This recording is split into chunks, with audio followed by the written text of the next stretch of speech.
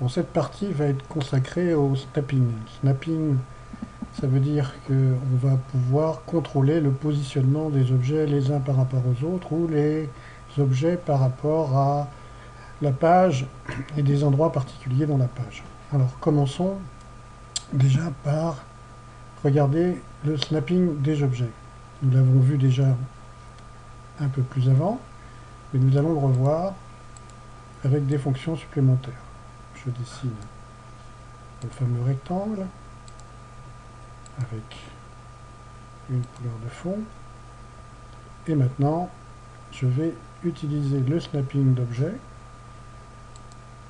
pour que chaque objet créé maintenant, prenons cet objet-là, en couleur, voici, pour que cet objet-là maintenant se positionne par rapport à celui-ci. Vous voyez qu'à chaque fois que je positionne cet objet, j'ai des lignes qui m'indiquent à tout moment où je suis par rapport à cet objet. Ça, nous l'avons vu déjà la dernière fois. Maintenant, ce que nous allons voir, c'est la possibilité de créer un objet et de calculer son transfert par rapport à l'objet initial.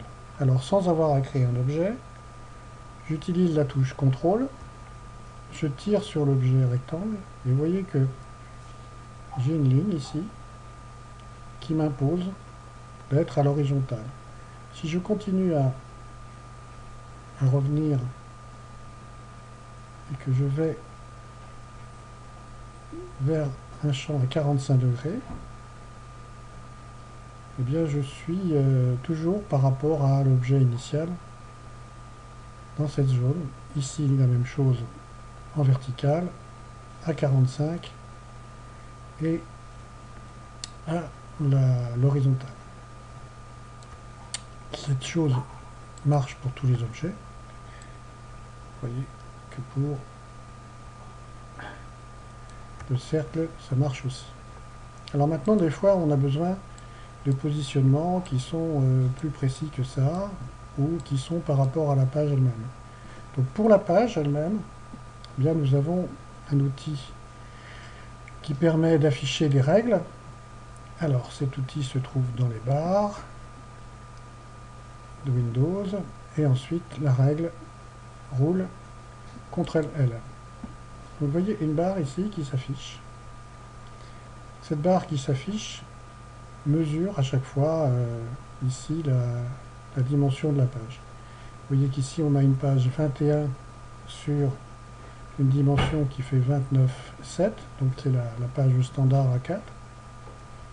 Et on peut demander à, on verra un peu plus loin dans les options et dans les paramétrages, on peut très bien avoir ici non pas des centimètres, comme ils sont représentés dans ce bloc ici, mais avoir des points pica, des points, des pixels, etc., etc.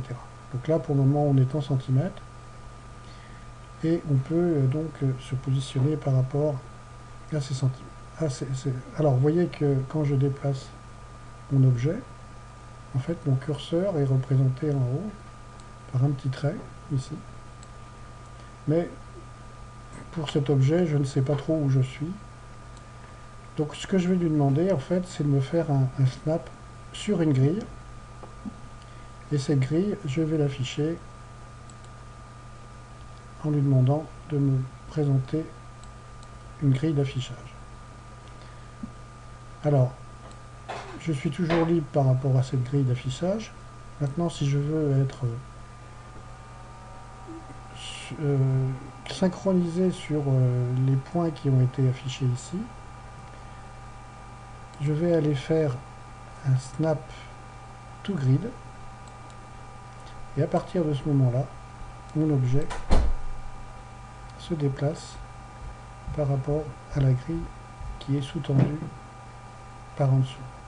Alors vous voyez que dans cette grille, si je prends ici, dans cette grille, j'ai des points intermédiaires sur lesquels cet objet peut venir se positionner. Et vous voyez qu'à chaque fois, ce positionnement, il est spécifique à chaque point qui ont été définis dans cette grille. Donc, revenons à une page standard. Qu'est-ce que l'on peut dire encore? On peut dire encore que le positionnement de cet objet, par exemple, si je le mets ici au point 0, vous voyez que en X, je suis à 0, mais en Y, je suis à 29,93, qui correspond au sommet de la feuille. Donc le 0, en fait, part du bas vers le haut. Si je veux changer cette façon de mesurer, qui n'est pas naturelle, puisque naturellement, on aurait plutôt tendance à mettre le point 0 ici, et en X, et le point 0 ici également en Y, un peu comme ça se passe dans les écrans et les pages web, eh bien, je vais cliquer donc ici sur les pages options, et dans la partie grid et rule, je vais lui demander de mettre les adresses X vers la droite, mais je vais lui demander, au lieu de les mettre les adresses Y vers le bas, je vais lui demander de partir de 0 et de descendre. Donc si j'applique, vous allez voir que le 0 est venu ici. OK. Maintenant, si je prends cet objet, je suis bien à 0, 0 sur cet objet. Alors, ce qui se passe souvent, c'est qu'on a besoin d'une marge et qu'on veut avoir le point 0 qui se corresponde à la marge. Imaginons que cette marge se trouve ici. Donc ici, j'aurai une marge d'en-tête et ici une marge, bon, je vais mettre un peu moins, une marge pour laisser l'imprimante imprimer l'objet. Eh bien, on peut à ce moment-là prendre ici le point qui se trouve à l'intersection des zéros et venir le déplacer, le mettre sur l'objet tel que je l'ai défini ici. Donc je mets le point 0 ici. Voilà. Donc vous voyez qu'ici je suis en 0 et qu'ici je suis en 0 maintenant. Donc tous les déplacements ici que je ferai sont par rapport à ce point 0 qui est bien à l'intérieur de la page. Bon, bien sûr, on peut revenir à la dimension initiale. Voilà.